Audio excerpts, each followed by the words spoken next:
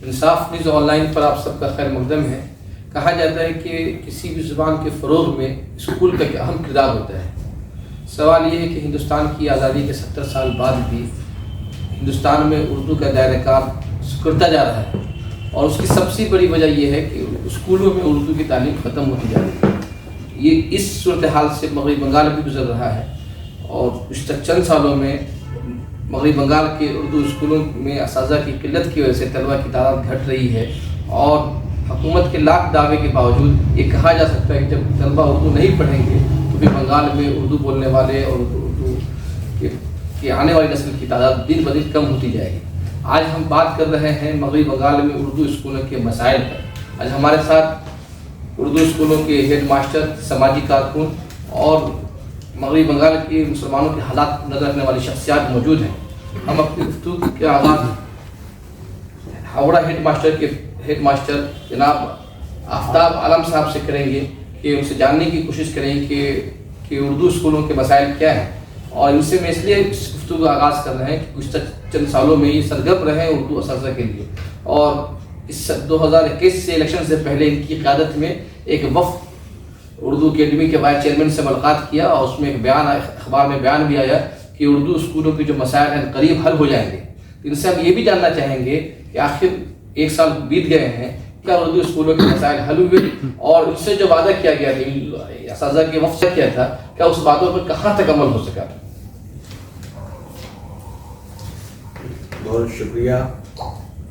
इंसाफ TV का बहुत बहुत शुक्रिया कि हमारे उर्दू मीडियम स्कूल जो मगरबी बंगाल में हैं उनके मसाइल को लेकर आज ये प्रोग्राम कर रहे हैं।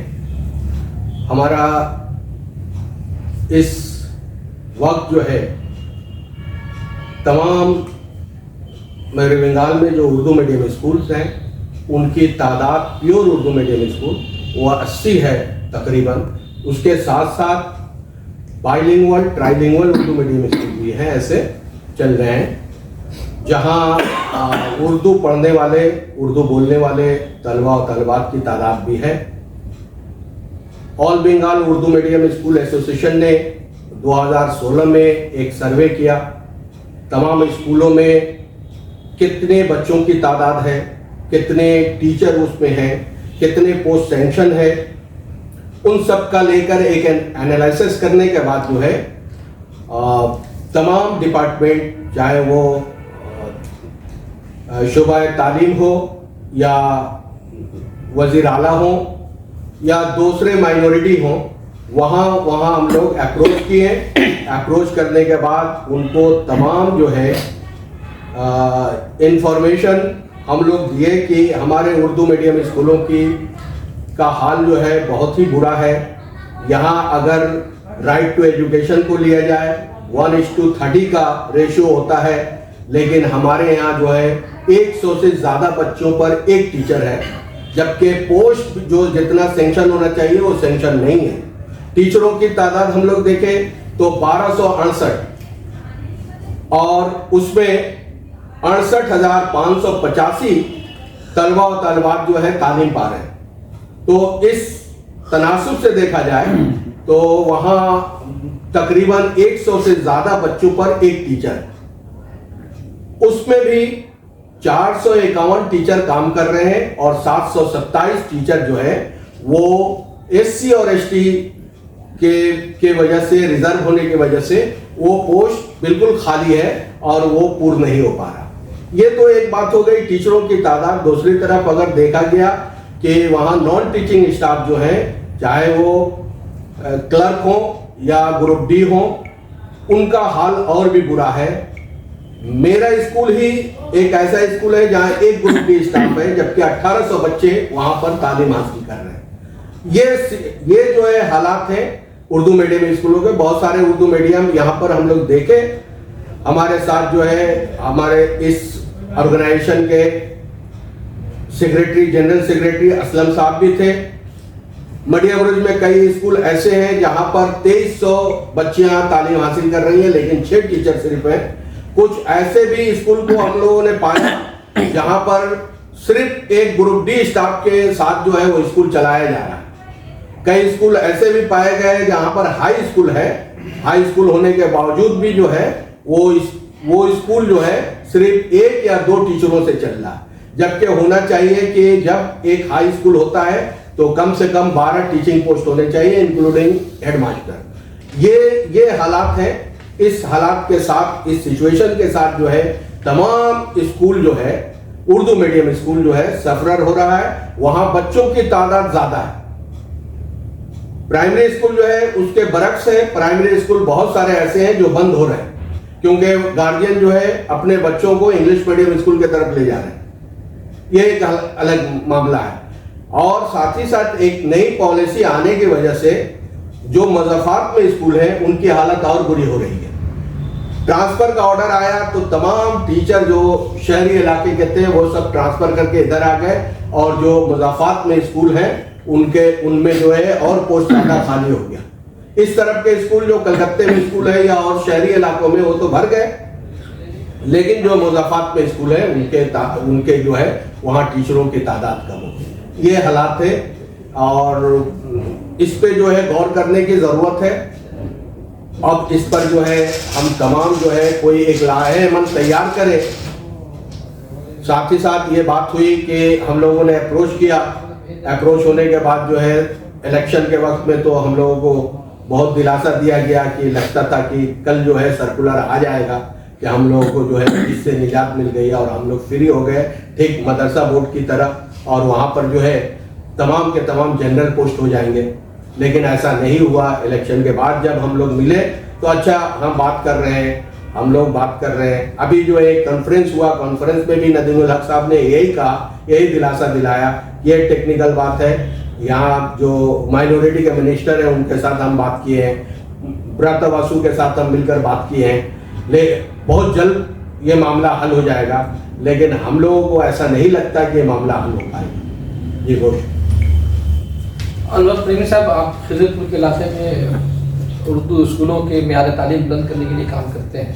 मेरा सवाल आपसे ये है कि आखिर उर्दू स्कूलों में तालीम का मेयार दिन ब दिन गिर क्यों रहा है, और तलबा गार्जियन अपने तलबा को, अपने बच्चों को स्कूल में भेजना से गुरेज क्यों कर रहे हैं?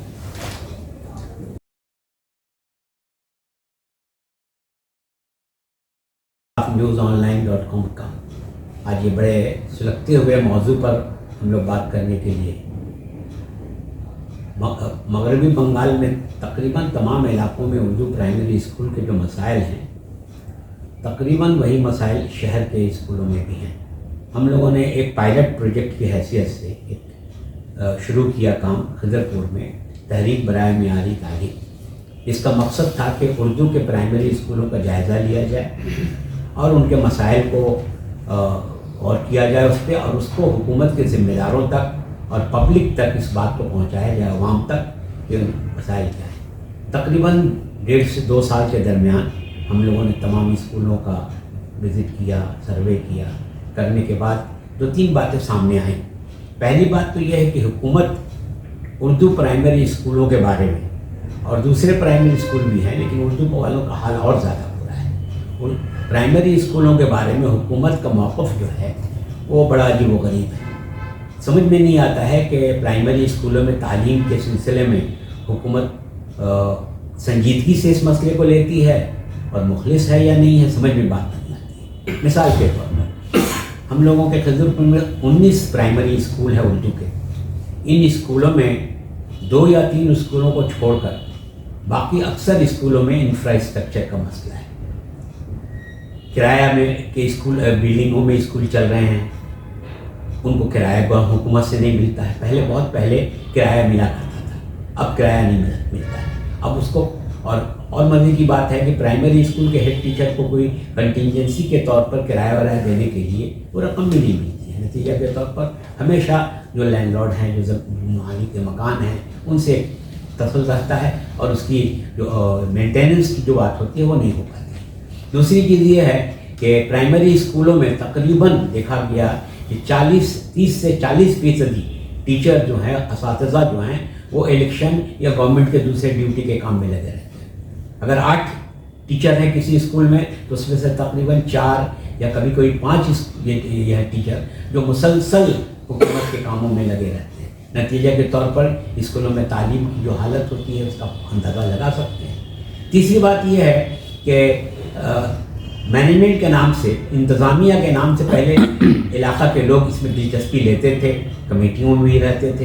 पता नहीं इस मामले में हुकूमत नज़रसानी क्यों नहीं करती है कि स्कूलों के मैनेजिंग कमेटी या मजलिस इंतज़ामिया को फिर से रिव्यू करके इसको अच्छी तरह से, इसमें कुछ इलाकाई लोगों को जिनको तालीम से दिलचस्पी है उनको इससे जोड़ा जाए। नतीजा ये निकल रहा है कि तमाम उर्दू स्कूल जिनका हम लोगों ने दौरा किया, वो महल्ले से, इलाका से उनका कोई टच नहीं, कोई ताल्लुक़ नहीं है। ज़्यादातर टीचर कलकत्ता से बाहर से आते हैं, बहुत कम टीचर लोकल हैं, इलाकाई हैं। नतीजा के तौर पर उनकी तरफ तवज्जो भी नहीं है। तो फ़ंड का जहाँ तक मसला है वो अजीब व गरीब है। स्कूल के लिए क्लास ग्रुप डी स्टाफ या अटेंडेंट जिसको कहिए या दरवान कहिए, पहले हुआ करते थे, अब वो ख़त्म, वो भी नहीं है। नतीजे के तौर पर हेडमास्टर को आना पड़ता है, दरवाज़ा खोलना पड़ता है, सफाई खुद करनी पड़ती है या और टीचर या बच्चों की मदद से सफाई की जाती है, और उसके बाद वो अगर किसी दिन हेडमास्टर नहीं आए, देर हो गई, तो बच्चे बाहर खड़े रह जाते हैं। ये जो गरीब बात है कि इन मसाइल के ऊपर जो बिल्कुल जो तवज्जो देनी चाहिए। और एक और बात इसकी तरफ तवज्जो दिलाना चाहूँगा कि इलाके के काउंसलर जो होते हैं वो इन प्राइमरी स्कूलों के ज़िम्मेदार होते हैं। हर स्कूल में गवर्नमेंट की तरफ से ये हुक्म है, ये पॉलिसी उनकी है कि लोकल काउंसलर जो है, इलाकाई काउंसलर, वो इसमें देखभाल इसकी करेंगे। लेकिन जो बिल्कुल कुछ नहीं होता इस मामले, इसलिए कि काउंसलर्स के अपने मसाइल हैं, अपनी परेशानियां हैं, वो इन स्कूलों की तरफ तवज्जो नहीं देते हैं। और DI ऑफ स्कूल्स की तरफ से, इंस्पेक्टर ऑफ स्कूल की तरफ से कभी कोई देखने स्कूल नहीं आता है। इन सारे मसाइल के साथ साथ ये इसका नतीजा ये निकल रहा है कि बच्चों की तादाद भी कम होती जा रही है। किताबें मिलती हैं लेकिन कब मिलती हैं इसका कोई तयन नहीं है। ड्रेस मिलता है लेकिन कब मिलता है इसका कोई तयन नहीं है। मिड डे मील के बारे में अक्सर व बेशतर वो एक शिकायतें आती रहती हैं। तो इन सारे मसाइल को देखेगा, इसकी तरफ तवज्जो नहीं है। मेरा ख्याल ऐसा लगता है कि प्राइमरी स्कूल के बारे में हुकूमत की कोई जिम्मेदारी महसूस शायद नहीं करते हैं वो, कि इसके लिए भी कुछ करना चाहिए। हम लोगों ने बाकायदा इस सर्वे का एक रिपोर्ट बनाया और रिपोर्ट बना के अपने इलाकाई ये MLA को भी हम लोगों ने दिया है। बाकायदा रिपोर्ट किताबी शक्ल में हम लोगों ने शाये किया है, इसमें इसके मसाइल हैं। तो ये सारी चीज़ें लाई आ रही हैं, लेकिन अवामी तौर पर जद्दोजहद की बड़ी ज़रूरत है। आम लोगों को इस चीज़ को समझना पड़ेगा कि हमारे अपने स्कूलों की हालत ऐसी क्यों। एक ज़माना था कितनी मेहनत और मशक्क़त के साथ तहरीक चला के लोग स्कूल बनाते थे, और बनाने के बाद जब हुकूमत से मंजूरी मिल गई तो फिर उन स्कूलों की यह हालत है कि शायद 2-4 साल के अंदर वो बंद हो जाए। इसकी तरफ अवामी बेदारी की बड़ी ज़बरदस्त ज़रूरत है, जिसके लिए हम लोगों ने कोशिश किया है। आइंदा जनवरी से हम लोग इलाकाई तौर पर अवामी जलसा करेंगे बाकायदा ओपन, ताकि लोगों को बताया जाए कि इन स्कूलों की हालत क्या है। इसकी तरफ तो अब आइए सेकेंडरी की सिर्फ एक स्कूल की बात हम बताते, MN जुबली इंस्टीट्यूशन की तरफ। वहाँ हम लोगों ने विज़िट किया और करने के बाद पता चला कि 25 सैंक्शन पोस्ट है और 11 टीचर इंक्लूडिंग हेडमास्टर। टॉयलेट्स नहीं है स्कूल में, ग्राउंड फ्लोर में टॉयलेट है और सेकंड फ्लोर, फर्स्ट फ्लोर में कुछ नहीं। स्कूल की बिल्डिंग मखदूश है, वहाँ एक हादसा भी हो चुका है। इस तरह के मसाइल हैं और हेडमास्टर मजबूर हैं। उनका कहना है कि हम लोग किसी तरह से तवज्जो नहीं दिला पा रहे हैं हुकूमत के जिम्मेदारों का। तो चाहे वो सेकेंडरी स्कूल कहिए, जैसा कि आफ्ताब आलम साहब ने कहा, या प्राइमरी स्कूल कहिए, प्राइमरी स्कूलों की हालत और बहुत ज़्यादा ख़राब है। अवामी बेदारी, अवामी तहरीक की बड़ी ज़बरदस्त ज़रूरत है। बस आपने जिन इशूज़ को उठाया है, ये अलग एक सवाल ये भी बनता है कि क्या ये सूरत हाल सिर्फ उर्दू प्राइमरी स्कूलों के साथ है, या बांग्ला मीडियम स्कूलों के बारे में रिपोर्ट आ रही के इलाकों में बांग्ला मीडियम स्कूल भी बंद हो रहे हैं। ये अलग सवाल है। लेकिन इससे पहले मैं असलम साहब जो कि इस टीचर मूवमेंट से जुड़े रहे हैं, उनसे मेरा सवाल है कि क्या मगरबी बंगाल हुकूमत 2011 के बाद हुकूमत के एजेंडे से मुसलमानों की तालीम ख़त्म हो गई है, या कैसा महसूस करते हैं यार? Thank you very much. प्रिय आपका, आपने मुझे मुद्दों किया और इस प्लेटफॉर्म से इंसाफ की उम्मीद रखते हैं। देखें क्या होता है। देखिए, हम स्कूल से तो 1997 से जुड़े हुए हैं। ये एक लंबी कहानी है, बड़ी लंबी फहरिस्त है। इस छोटे से वक्फे में इसको बयान करना मुश्किल है, लेकिन जो भी हो, जैसे भी, देखिए 1989 में जब बीपी सिंह की हुकूमत कायम हुई थी सेंट्रल में, उसका मंडल कमीशन की सिफारिश आई थी। उसके बाद से सेकेंडरी स्कूलों में बिलखसूस, प्राइमरी की बात हम दूसरी तरफ आएंगे, रोस्टर जो हुआ 100% रोस्टर का क्या अमल में आया और 1999 27/3/1990 से इसको फिक्स कर दिया गया तमाम स्कूलों के लिए कि 100% रोस्टर मेंटेन करना होगा। आप डेट याद रखें 27/3/90। उर्दू स्कूलों की बिलखसूस सेकेंडरी उर्दू स्कूलों की हालत जो खराब हुई है 27/3/90 के बाद से हुई। उस वक्त महादी हुकूमत थी। मसला ये रहा कि एक रोस्टर है जिसमें 1 नंबर पोस्ट जो भी होगा वो शेड्यूल कास्ट के लिए रिजर्व हो जाएगा, 4 नंबर जो पोस्ट होगा शेड्यूल ट्राइब के लिए रिजर्व हो जाएगा, 7 नंबर जो पोस्ट होगा वो फिर शेड्यूल कास्ट के लिए रिजर्व होगा, 6 नंबर जो पोस्ट होगा ओबीसी ए के लिए होगा, 9 नंबर पोस्ट जो होगा ओबीसी बी के लिए होगा। ऐसे करते करते करते चलेंगे। जिन स्कूलों में बड़े बड़े स्कूल मोहम्मद जान, सीएमओ, आपको ये हावड़ा हाई जो भी स्कूल है, जो भी स्कूल है, इन स्कूलों में पहले से जो असातिज़ा थे जब वो रिटायर हो गए, उनकी जगह पर जब नई पोस्ट लेने स्कूल अथॉरिटी जाती है तो डीआई ने कहा चूंकि आपने पहले शेड्यूल कास्ट को नहीं लिया था इसलिए अब ये पोस्ट रिजर्व हो गया। अब आपको हम बता दें, हम लोगों ने जो दौरा किया था, अफ्ताब साहब ने आपको बताया, कुल हम लोग 65 स्कूलों का दौरा किए थे पूरे मध्य बंगाल में। वहां पर 68,000 से ज्यादा बच्चे और बच्चियां थी। 1200 ही सैंक्शन पोस्ट था जिसमें 500 कुछ टीचर काम कर रहे थे और 700 जगह खाली थी। ये 2016 का लेटेस्ट रिपोर्ट है। अगर अभी आप दौरा करेंगे तो शायद ये टीचर की तनख्वाह करके 400 हो गई होगी। ये बड़ी जबरदस्त है। उन्होंने एक मिसाल दी आपको, 2-3 मिसालें दी। हम लोग ऐसे स्कूल में भी गए हैं, जैसे बताया, हम स्कूल का नाम बता रहे हैं, चबदारी गर्ल्स हाई स्कूल। सिर्फ एक ग्रुप डी बेचारा है, मुश्ताक नाम का आदमी है, वही स्कूल खोलता है, वही सब कुछ करता है, ना वह हेडमास्टर है ना कोई टीचर है। रायगाची स्कूल है, उसमें सिर्फ बेचारा आलम, इमरान आलम एक हेडमास्टर है, वही प्यून है, वही क्लर्क है, वही टीचर है, वही हेडमास्टर है। हम लोग बगल में स्कूल है कमट्टी हाई स्कूल, तकरीबन 2,500 बच्चे पढ़ते हैं। इसी जमाने में 32 असातिज़ा हुआ करते थे, आज उनकी तादाद सिर्फ और सिर्फ 9 है। अफ्ताब बैंक स्कूल में 1200 बच्चे, 1200 से ज्यादा बच्चे पढ़ते हैं। हुआ करते लोग कितने साल पहले? बस एकदम 90 से पहले। हमने बताया को 27/3/90 के बाद से ये सिलसिला चला।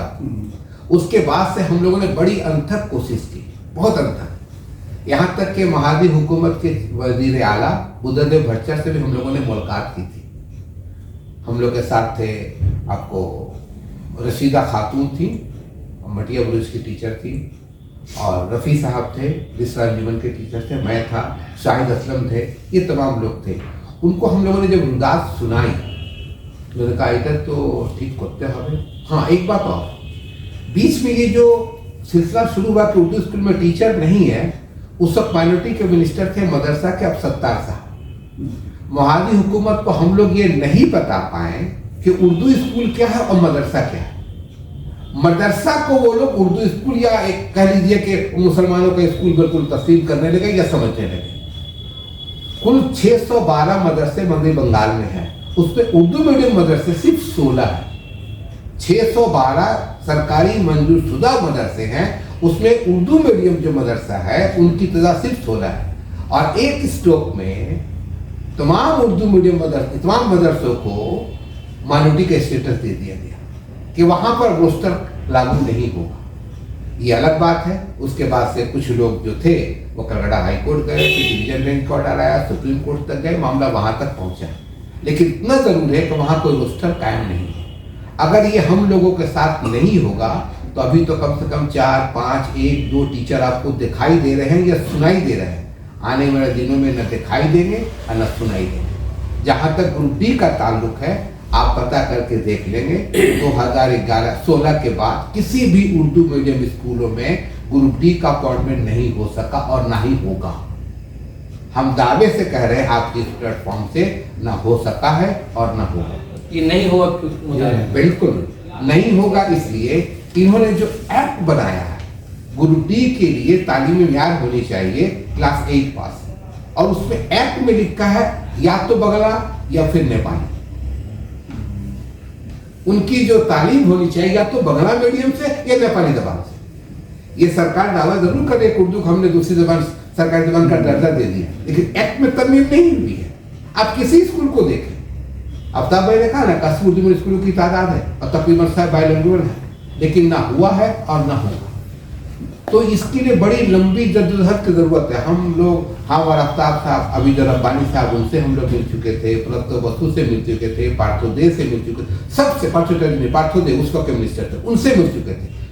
पदियाला ने कहा था, बुद्धादेव ने कहा इटा देखे नीचे एक टू पर इटा कर दे। उस जमाने में उन्होंने 101 पोस्ट को डी रिजर्व कर दिया था, जिसकी वजह से 2014 तक उर्दू स्कूलों में कुछ टीचरों की तकर्री हुई। उसके बाद किसी स्कूल में, किसी उर्दू मीडियम स्कूल में टीचरों की तकर्री नहीं हुई। और फिलहाल तो खराब देख ही रहे हैं, जो एक चीज है वो एक अलग। मेरा एक सवाल है आपसे कि जहाँ तक मेरे इल्म में है कि कोई रोस्टर आता है तो कोई पोस्ट खाली होता है, हेड मास्टर की जिम्मेदारी, हेड मास्टर की जिम्मेदारी होती है कि वो एजुकेशन ऑफिस को बताए कि डिपार्टमेंट को बताए कि हमारे पोस्ट खाली हुआ है, एडवर्टाइजमेंट होगा। 3 मरतबा एडवर्टाइजमेंट में के बावजूद भी अगर पोस्ट रिजर्व पोस्ट पर टीचर नहीं आता है तो उसी डी रिजर्व हो जाती है। सही। तो मेरा सवाल ये है कि मैं जानता हूँ कलकत्ता में एक स्कूल का जो वो तारीखी स्कूल था यहाँ कलकत्ता में, वहाँ के हेड मास्टर ने ये काम नहीं किया और हालत ये हो गई कि इस वक्त वहाँ 2 या 3 टीचर काम कर रहे हैं। प्रेसिडेंसी हाई स्कूल की बात मैं कर रहा हूँ। जी। तो मुझे वहाँ के बारे में हाँ, मतलब नाम नहीं लेना चाहता हूँ मैं उनका, कि दानिश्वर है वो, तो उन दानिश्वर साहब ने किसी रोस्टर पर काम नहीं किया तो सीट का रिजर्व बढ़ता चला गया। तो कहीं ऐसा तो नहीं कि हमारे इस मामले में खुद हेड मास्टर जो है स्कूलों के वो भी जिम्मेदार है? वो इक्का दुक्का होंगे ना, ऐसा है, हेडमास्टर इसके जिम्मेदार नहीं है। जी जी। हेडमास्टर आफ्ताब भाई, ये जितने स्कूल के हेडमास्टर हैं ये लोग कोई जिम्मेदार नहीं है। हाँ, उनसे सुस्ती जरूर हुई है, रोस्टर को उन्होंने ऑथेंटिकेट नहीं कराया, ये सुस्ती हुई है, लेकिन जिम्मेदार नहीं। इसलिए कि अगर वो, हम चूंकि जब स्कूलों का हमने दौरा किया तो उसमें प्रेसिडेंसी स्कूल भी शामिल था, मैं देनवर साहब से मिला था, मैं ममिजान में जब था तो वो मेरे टीचर हुआ करते थे। तो थोड़ी सुस्ती कुछ स्कूलों के हेडमास्टर से हुई है, लेकिन इसका मतलब ये नहीं कि वो जिम्मेदार है। मैं अपने खुद स्कूल का रोस्टर कभी हाई कोर्ट से हमने उसको डी रिजर्व कराया, कभी डीएम से हमने कराया, कभी किसी और से कराया, लेकिन हुआ। लेकिन मसला ये है कि अगर किसी पोस्ट को आप डी रिजर्व करवा देंगे तो आने वाला पोस्ट को रिजर्व हो जाएगा, मामला वहीं के वहीं आ जाए। और तीसरी सबसे अहम चीज जो आपका सवाल का हम जवाब देते, 16 मार्च 2018 के बाद से किसी भी स्कूल के हेडमास्टर अपने रोस्टर को ऑथेंटिकेट नहीं करा सकता। वजह इसकी ये है कि 1998 के बाद जब स्कूल सर्विस कमीशन का क़याम आया 1/11/1997, उस वक्त तक रोस्टर स्कूल के जरिया ही ठीक हुआ करता था। स्कूल की अपनी मैनेजिंग कमेटी थी जो उसके मालिके कुल थी, अपॉइंटिंग अथॉरिटी स्कूल का सेक्रेटरी हुआ करता था। अभी ये हुकूमत आ रही, स्कूल किसने स्पॉन्सर कर दिया। पहले स्कूल एडेड था, अभी स्कूल स्पॉन्सर्ड हो गया, जैसे कि प्राइमरी में है। तो स्पॉन्सर्ड होने के बाद स्कूल का अथॉरिटी अपॉइंटिंग अथॉरिटी नहीं रहा, अब बोर्ड रहा। यानी 10 मगरबी बंगाल में तकरीबन हर मीडियम के 10,000 स्कूल है। 10,000 स्कूलों का रोस्टर ठीक करने की जिम्मेदारी West Bengal board of secondary education को है, ना कि किसी स्कूल को है। अब स्कूल रोस्टर ठीक कर ही नहीं सकता, होगा ही नहीं।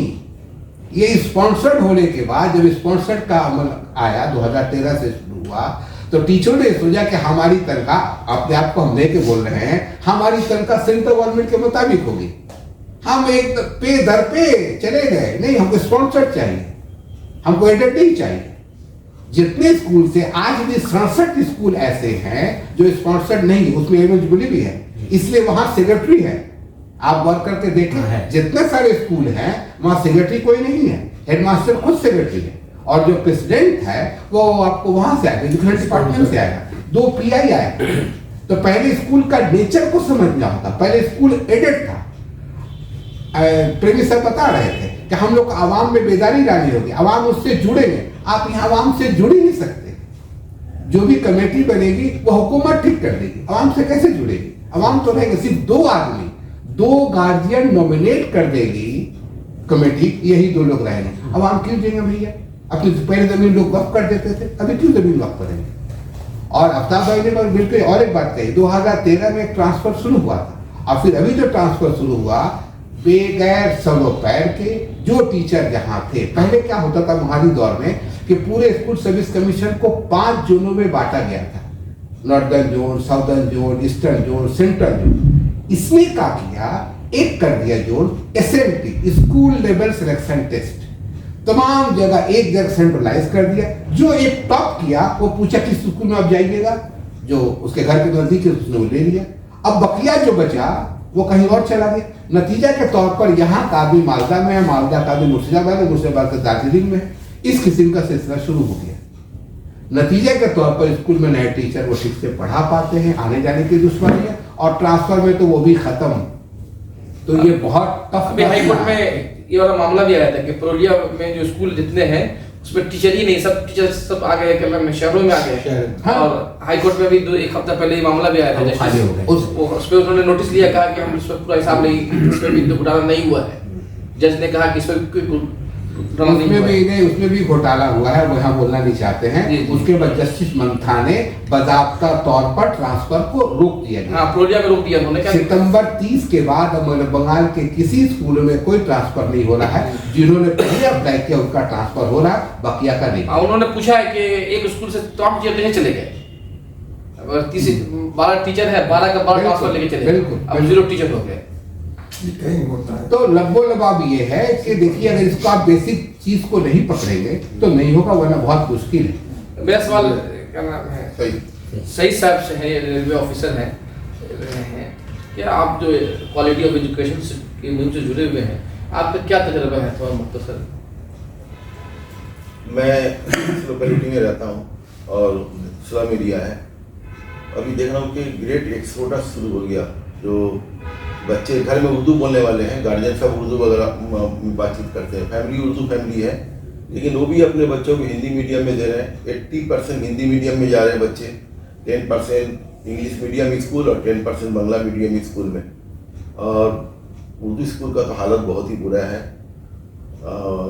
साफ सफाई टीचर के अंदर भी उतना, जब तक वो टीचर बच्चों को अपना बच्चा कौम को बच्चा नहीं समझेंगे तब तक वो तालीम, वो डेडिकेशन उनके अंदर में होना चाहिए।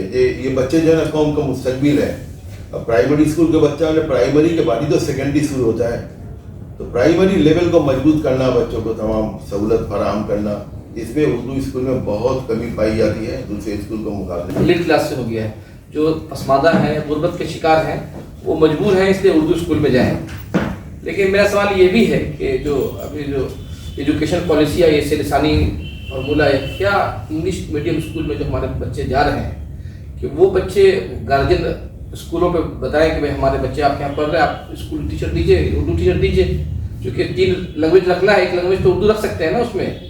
तो उसके लिए कि जो हमारा एलिट मुस्लिम तबका है, अशराफिया जिसको हम लोग बोल सकते हैं, उर्दू का जो अशराफिया तबका है, बिरयानी तो खाते हैं हर उर्दू के तमाम प्रोग्राम में, तमाम सरकारी जगहों पे तो यही लोग हैं, लेकिन इनके बच्चे उर्दू में इंग्लिश मीडियम स्कूल में पढ़ रहे हैं, लेकिन वहाँ जाकर इंग्लिश मीडियम स्कूल के प्रिंसिपल को या वहाँ ऐसी कोई कोशिश नहीं हो रही है कि अब ये कहा जाए कि हमारे मोहल्ले से आपके यहाँ 30-40 बच्चे, 100 बच्चे पढ़ते हैं, जैसे रिपीट के इलाके में जितने सेंट्रल कलकत्ता में जितने स्कूल हैं उसमें 50% उर्दू मीडियम, उर्दू बोलने वाले बच्चे पढ़ते हैं। तो क्या अशराफिया जो है उर्दू के नाम पर जो तमाम तरह के रायतें सहूलतें उठा रही है, उसने तय कर लिया है कि हमको सिर्फ फ़ायदा उठाना है और उर्दू को साथ उनको जितनी हो सके उतनी बेईमानी करनी है?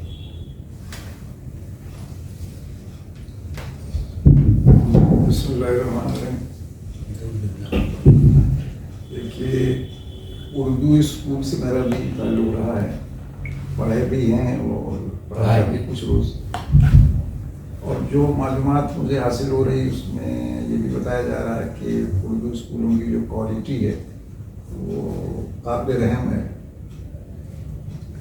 अब अगर उर्दू स्कूलों से लोग वाकिफ़ हों और अंग्रेज़ी स्कूलों से भी वाकिफ़ हों, तो एक तो अंग्रेज़ी स्कूल का जो डिसिप्लिन है, चमक दमक है, जो उसकी सफाई सुथराई है, जो डिसिप्लिन है, जो वहाँ तालीम का मेयार है। मसलन हमें मालूम हुआ है कि जितने भी इंग्लिश मीडियम स्कूल हैं उनके ट्रेनिंग टीचर भी होते हैं जो टीचरों को ट्रेनिंग देते हैं। यानी टीचर कैसे पढ़ाए, किस तरह अच्छे से पढ़ा सकता है। यानी टीचरों को जो उर्दू स्कूलों में शुरू में, अभी तो खैर मुझे बहुत ज़्यादा नहीं मालूम है, जब कोई नौकरी नहीं मिलती थी, कोई जगह नहीं मिलती थी, तो लोग टीचर बन जाते थे और तनख्वाहें भी इतनी कम थी कि एक ही तरफ लोग जो पढ़े लिखे लोग थे और ज़रा मैार उनका सोचा था, वो उर्दू स्कूल में आना भी नहीं चाहते। तो गोया एक जो मैार है वो उर्दू स्कूल का कोशिशों के बावजूद, जैसा कि हमारे लोग बता रहे हैं कि क्वालिटी एजुकेशन के लिए बढ़ाने की कोशिश की गई है, तो वो उसमें कामयाबी नहीं हो रही। और हमें नहीं लगता है कि अगर ये जैसा कि हमने सुना, इनको क्या नाम है, हमारे निज़ामुद्दीन साहब, आफ्ताब साहब आफ्ताब साहब भी और निज़ामुद्दीन साहब, ये दोनों आदमी मिलकर करते थे और लोग भी कोऑर्डिनेशन कमेटी में रहते और काफ़ी उर्दू स्कूलों का दौरा किए, मास्टर का दौरा किए, असलम साहब भी थे, ये सब कर रहे थे। लेकिन आप लोगों से कुछ हमें इस तरह पता चला कि कोई बहुत ज़्यादा कोऑपरेशन टीचरों से नहीं मिल रहा, या ऐसा हमें कुछ मिला, हो सकता है गलत खबर हो, सही तो लेकिन ये कि ज़्यादा नहीं मिला।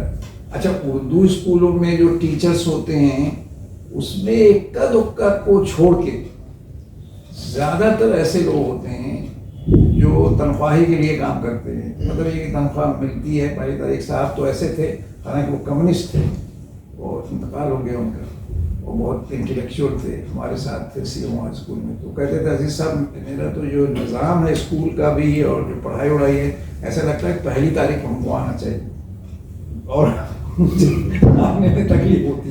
तो जो लोग थोड़ा बहुत जानते थे, दानिश्वर भी थे, वो भी जो हालात थे स्कूल के, हेडमास्टर के या टीचर्स के, जो माहौल सब स्कूलों में है, वो भी नहीं पढ़ाना चाहते। तो कहने का मतलब ये है कि टीचर जो अच्छे नहीं लिए जा रहे हैं, बहुत ज़्यादा इंहिसार है टीचरों पर स्कूल का। पेड़ के नीचे भी बहुत अच्छी तालीम हुई है, बहुत अच्छे लोग पैदा हुए हैं, तो ज़्यादा जो टीचर्स का मामला है वो भी एक बहुत पेचीदा है। दूसरी बात जो निशानदेही की जा रही है हुकूमत की तरफ जो बात की जा रही है, तो याद रखिएगा कि ये जो हम मुसलमान हैं, उर्दू वाले और बांग्ला वाले, ये तय कर दिया गया है कि ये किसी लायक ने इनकी बात सुनना भी नहीं चाहिए। मैं मिसाल देता हूँ आपको कि ममता बनर्जी ने मदरसे को काफ़ी अहमियत दी थी, इसलिए कि मदरसा की तरफ से मूवमेंट चल रहा था, तहरीक चल रही थी। उर्दू वालों की तरफ से कोई तहरीक चली तो सिर्फ थोड़े दिनों के लिए चली, लेकिन मदरसा वालों के लिए मुसलसल चली। यहाँ तक कि उन्होंने भूख हड़ताल किया, यहाँ तक कि उन्होंने रास्ते बैठ गए, एक दो टीचर मर भी गए, उन पर लाठीचार्ज भी किया गया, उनको खुद उर्दू स्कूलों की जो लोग हमारे यहाँ MLA MP हैं, गुंडागर्दी वगैरह भी करते हैं, उनको मारा भी गया मदरसे वालों को। तो वो एक तहरीक चलाने के बाद वो बेचारे ठंडे हो गए। यहाँ तक कि अगर जो प्रिंसिपल सेक्रेटरी वगैरह होता था, उर्दू स्कूल मदरसा के लोग जाते थे और कहते थे कि देखिए ये हालत है, टीचरों को पैसे नहीं मिल रहे हैं, ऐसी है वैसे है, और लाख की तादाद है उसमें, हिंदू लड़के भी हैं, लड़कियां भी हैं, मुसलमान भी, सिर्फ मुसलमान ही नहीं। तो प्रिंसिपल सेक्रेटरी अगर ममता बनर्जी से बात करता था, ये खुद हमें बताया एक साहब ने, तो वो कहती थी कि तुम क्यों नहीं देते थे, पैसा ही नहीं है। तो गोया उर्दू वाले, चाहे उर्दू वाले हों चाहे मदरसा वाले, अगर वो मुसलमानों से ताल्लुक़ रखते हैं तो उनके लिए पैसा ही नहीं है बिल्कुल। एक बात हुई। दूसरी बात ये हुई कि हमने भी अपना जो मैार किया है ना, वो बहुत ही मामूली मैार के हम लोग हैं पूरे। वो आप अशरफिया वगैरह अशरफिया की बात छोड़ दीजिए, आप जो लोग आप नुमाइंदा चुनते हैं, जो लोग जाते हैं, वो हमने कम से कम 15-16 मसाइल लिख के दिया था ममता बनर्जी को भी, उनके MP MLAs को भी, जिसमें उर्दू का भी मसला था। तो एक साहब जिनका नदीम का बहुत नाम लिया जाता है मुख्तलिफ अखबार वगैरह की वजह, अखबार की वजह से भी, और मुख्तलिफ कमेटियों के मेंबर वगैरह भी, वो जब 2 महीने के बाद हमने पूछा कि आपने कुछ किया, कुछ कर रहे हैं, तो बोले कि शेरनी से बात कौन करे। तो ये जो शेरनी है, इससे ये जो MP और MLA हैं, ये गोया उस शेरनी से इतना डरते हैं कि दूर से भी बात नहीं कर सकते, करीब से भी बात नहीं कर सकते। तो ऐसी सूरत में आप ये सोचिए कि नेपाली जो हैं एक अपनी जबान को उन्होंने मनवा लिया। कैसे मनवाया? उर्दू वाले नहीं मनवा पा रहे अपनी अहमियत, अपना कुछ। वो क्यों नहीं मनवा पा रहे? एक वजह तो ये वो नेपाली नहीं बन पा रहे हैं अपनी जबान के लिए। दूसरी वजह ये क्रिश्चियन नहीं बन पा रहे हैं अपनी जबान के लिए। क्रिश्चियन जो है इतनी मैार और उनका मैार ऊंचा है, और चूँकि इंटरनेशनली भी और नेशनली भी, और उनका जो नुमाइंदा भी है उनके साथ, ममता बनर्जी के साथ, वो भी ऊंचा है, उसका भी मैार ऊंचा है।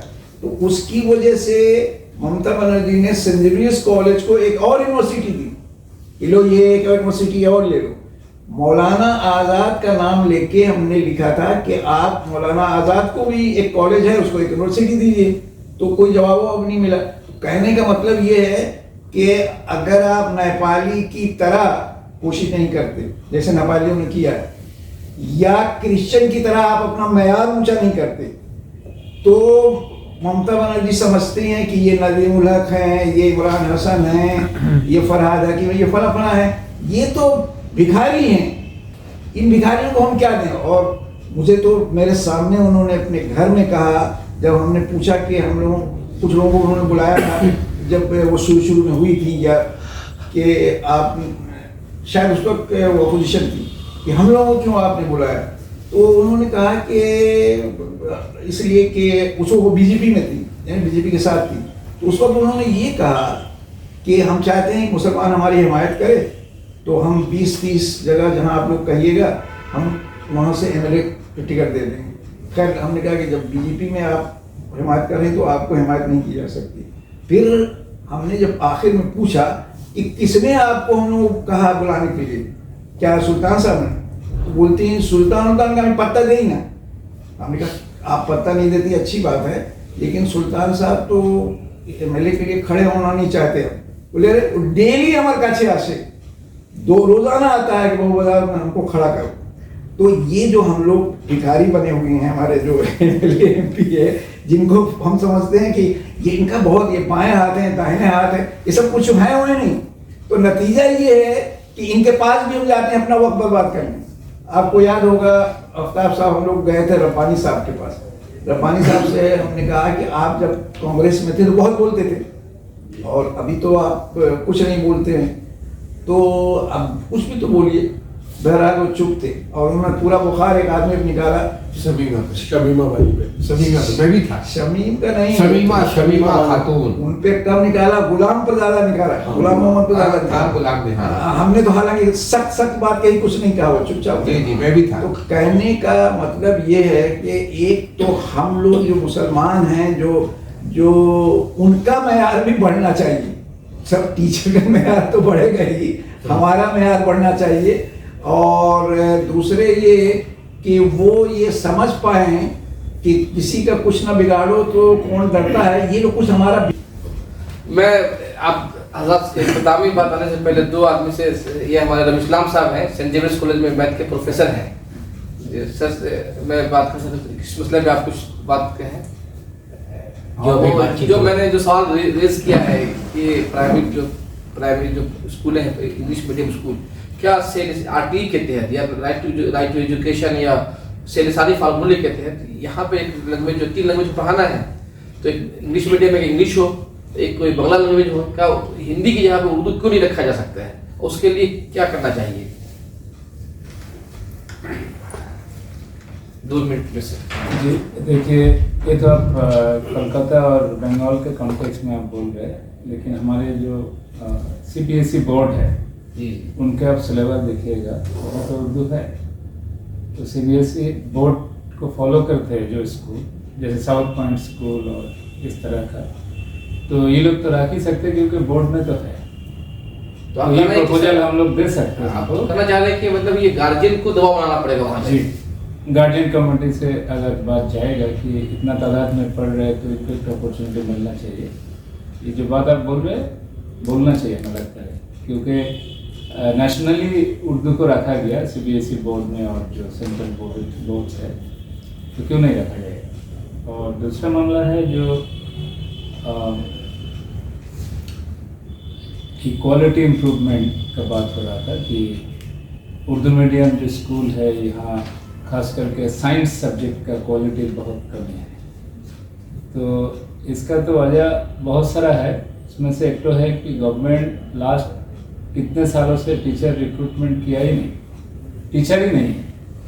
अब देखिएगा टीचर स्टूडेंट जो रेशियो होना चाहिए परफेक्टली 1:30 वो नहीं है। 1000 स्टूडेंट है तो आपको तो 30 तो टीचर चाहिए ना वहाँ, लेकिन टीचर अगर रहेगा 12 तो कैसे करके होगा, नहीं होगा ना। तो टीचर स्टूडेंट रेशियो मेंटेन नहीं हो पा रहा है तो क्वालिटी लाना बहुत मुश्किल है। क्वालिटी लाने के लिए आपको टीचर चाहिए रेशियो मेंटेन करके, और एडमिनिस्ट्रेशन का जो एक कोशिश होना चाहिए कि हमारे यहाँ जो टीचर्स का क्वालिटी इम्प्रूवमेंट के लिए जो जो करना है रिक्रूटेड टीचर को, कि टीचर्स ट्रेनिंग देने का, उसके बाद भी आया यहाँ एक एनहांसमेंट ऑफ द क्वालिटी। इसके लिए स्कूल का भी इनिशिएटिव होना चाहिए, और सोसाइटी जो सिविल सोसाइटी है ये अगर स्कूल से जोड़ा जाएगा किसी तरफ से, चाहे जो गार्जियन कमेटी होता है इस तरह का, तो क्वालिटी में बात होना चाहिए। आज के दिन में जैसे आदित्य साहब बोल रहे थे कि अगर अच्छा क्वालिटी का अंग्रेजी सिखाया जाता है उर्दू मीडियम स्कूल में तो इंग्लिश मीडियम में नहीं जाता। तो हमें लगता है दोनों तरफ से कोशिशें होना चाहिए कि जो अच्छे इंग्लिश मीडियम स्कूल हैं वहाँ जाके बात करें हम लोग कि इतने तादाद में उर्दू फैमिली से, उर्दू स्पीकिंग फैमिली से बच्चे हैं तो आप उर्दू का ऑप्शन क्यों नहीं रख रहे। हमें लगता है बात करने से रखेगा। और दूसरा है कि क्योंकि हर एजुकेशन जो इदारा है, अच्छा इदारा है, वो इंक्लूसिव होना चाहिए। सबका, हर एक आदमी का जो अपना चॉइसेस है वो दे देना चाहिए। और दूसरा है कि हमारे जो खास करके उर्दू इदारा है उसका जो क्वालिटी लाने के लिए जो करना है इसका भी कोशिशें होना चाहिए। आज का जो मॉडर्न एजुकेशन सिस्टम है, जो एजुकेशन मैनेजमेंट, और इसमें क्या क्या चेंजेस, क्या क्या मॉडिफिकेशन, क्या क्या मेजर्स लाना चाहिए, ये भी हम लोगों को देखना चाहिए क्वालिटी के लिए। बहुत बहुत शुक्रिया आपका। वक्त खत्म हो रहा है, 2 सवाल में आपसे है। मैं बताना चाहता हूँ कि टीचर हैं, नाम तो नहीं बतलाऊंगा, कि उन्होंने मुझसे इंटरव्यू में बताया कि वो मिनिस्टर के पास जाती हैं अपने स्कूल की कहानी लेकर कि हमारे स्कूल में 800 बच्चे हैं और सिर्फ 4 या 5 टीचर हैं, और हम लोगों ने अपने तौर पे टीचर को बहाल किया है। कुछ आप जो तकसीम करते हैं पैसे, तो कुछ हम लोगों को फंडिंग कर दीजिए ताकि हम लोग टीचर को दे सकें। और टीचर बताती है कि हम 2-2 हज़ार रुपये देते हैं तनख्वाह, तो ज़ाहिर 2 हज़ार पढ़ाने वाले कैसे साइंस पढ़ाएंगे। तो वो मिनिस्टर जो है वो पावरफुल मिनिस्टर है, मुस्लिम में इस वक्त सबसे पावरफुल मिनिस्टर है। कहा जाता है ममता बनर्जी का उन्हीं का नंबर है। वो मिनिस्टर ये कहते हैं उस टीचर को कि पैसा जो है दख्त उगता है क्या, पैसा दख्त उगता है क्या, पेड़ से आएगा क्या पैसा। और उसी महफिल में टीचर, वो जो मिनिस्टर है, फुटबॉल मैच के लिए 1 लाख रुपए दिलवाते हैं किसी को। तो सवाल ये है आपसे कि क्या लीडरों ने फैसला कर लिया है कि भाई मुसलमानों को तालीम नहीं देना है, और जो सवाल आप लोगों में भी उठ रहा है कि आप हज़ार जो टीचर हैं वो खुद पढ़ाना नहीं चाहते हैं। वक्त खत्म होना चाहिए, 1-2 मिनट खूब मुख्तसर में इसको अगर हम यहाँ बैठकर बहुत अच्छी बातें कर लें, लच्छेदार तकरीर कर लें, लेकिन अमली तौर पर हम ठीक ना रहे तो बोलना बेकार है। मैं अपने स्कूल का मिसाल दे दूँगा कि मेरा स्कूल जहाँ 1800 बच्चे और बच्चियाँ तालीम हासिल कर रहे हैं, इस मरतबा नीट में 6 बच्चे क्वालिफाई किए, और यही नहीं 601 बच्चा 640 नंबर लाया है। दूसरी तरफ ये हम बता दें कि क्वालिटी एजुकेशन की बात हो रही है कि क्वालिटी क्यों नहीं बढ़ाया जा रहा है। क्वालिटी बढ़ाने की वजह से क्या हुआ कि इंग्लिश मीडियम में माध्यमिक या हाई स्कूल सीबीएसई बोर्ड के या आईसीएसई बोर्ड के बच्चे 10 क्लास करने के बाद मैं कलकत्ते से जाकर मेरे स्कूल में एडमिशन ले रहे हैं और वहाँ तालीम हासिल कर रहे हैं, क्योंकि वहाँ साइंस का शोबा हमने इस तरह कायम किया, उसके लैब इस तरह बनाया है कि उन लोगों को किसी भी इंग्लिश मीडियम से जो है बेहतर लगता है। तो वहाँ अगर वो तालीम हासिल कर रहे हैं और उसका रिजल्ट भी हमको मिलने लगा। इससे पहले तो 2-3 बच्चे आते थे, इस मरतबा मगर 6 बच्चे उसमें क्वालिफाई किए नीट में। अब जो है जब हम एजुकेशन से को एम्प्लॉयबिलिटी से जोड़ देंगे तो जाहिर सी बात है कि उस तरफ भी बच्चे आने लगेंगे। तो हमको क्या है कि एजुकेशन को एम्प्लॉयबिलिटी से जोड़ना होगा। हम उर्दू पढ़ाएंगे, उर्दू हम जानते हैं, हमारी जुबान उर्दू है, उर्दू के फ़रोग़ के लिए काम करेंगे, लेकिन साथ ही साथ जो है हमारे बच्चों में एक कम्पिटिटिव माहौल पैदा करेंगे ताकि हमारे बच्चे जो जाकर इस दूसरे जो है हमारे हमवतन भाई उनके बच्चों से compete कर पाए। इसको भी माहौल हमको बनाना होगा, देना होगा, तभी उर्दू मीडियम स्कूलों के तरफ जो है हमारे बच्चे आएंगे। हम एक जुमला जी नहीं, वक्त खत्म हो रहा है। ठीक, सिर्फ एक जुमला, वो ये है कि वक्त आ गया है कि उर्दू बोलने वाले मुसलमान ही हैं, गैर मुस्लिम तो है नहीं यहाँ। उर्दू बोलने वाले अपनी तालीमी पॉलिसी के सिलसिले में, अपनी हुकूमत की तालीमी पॉलिसी नहीं, अपनी तालीमी पॉलिसी के बारे में ज़रा गौर व खौज करें। गौर व खौज करके इसमें अशराफिया और इसकी नहीं, गौर व खौज करके अपनी तालीमी पॉलिसी के उसको सामने रखते हुए हुकूमत पर एतराज़ करें, हुकूमत के सामने रखें। और अगर हुकूमत नहीं सुनती है तो 224 दूर नहीं, 2024 कहीं है। 224 में भी वही होगा। अच्छा, खैर मामला तो खात्मे की तरफ बढ़ गया। ऐसा है कि देखिए, जी साहब ने कहा कि किसी ज़माने में आदमी टीचर बनना नहीं चाहता था, और वंस अपॉन ए टाइम, वो एक बहुत पहले की बात है, जब 1981 से पहले की बात। जब तनख्वाहें कम थी, जब तनख्वाहें कम थी 1981 के बाद जब ये कमीशन आया तो हर कोई टीचर ही बनना चाहता है, यहाँ तक कि अब तो बहुत अच्छा। हाँ, तो वो एक अलग मामला है। हम टीचरों को इसलिए देना नहीं चाहते हैं कि जब आप बच्चों की तादाद 30:1 का 50:1 रहे तब तो टीचर पढ़ा पाएगा भाई। 2016 के बाद किसी भी स्कूल में अनट्रेन टीचर नहीं आ रहा है, सभी ट्रेन टीचर आ रहे हैं। हमारा सिर्फ और सिर्फ एक मसला है कि आप हमको टीचर दें। अव्वल हमारे स्ट्रेंथ के मुताबिक पोस्ट सेंक्शन नहीं है, और अगर पोस्ट सेंक्शन है तो टीचर नहीं है। और पिछले 7 सालों से किसी स्कूल में टीचर आया ही नहीं है। टीचर रिटायर हो रहे हैं, टीचर ट्रांसफर हो रहे हैं, टीचर की मौत हो रही है, लेकिन टीचर नहीं आ रहा। तो ये गलत होगा ये कहना कि टीचर पर जिम्मेदारी थोप देंगे। ये सरासर हुकूमत की पॉलिसी का नतीजा है और ये कुछ नहीं। सिर्फ और सिर्फ अगर हुकूमत तवज्जो नहीं देगी।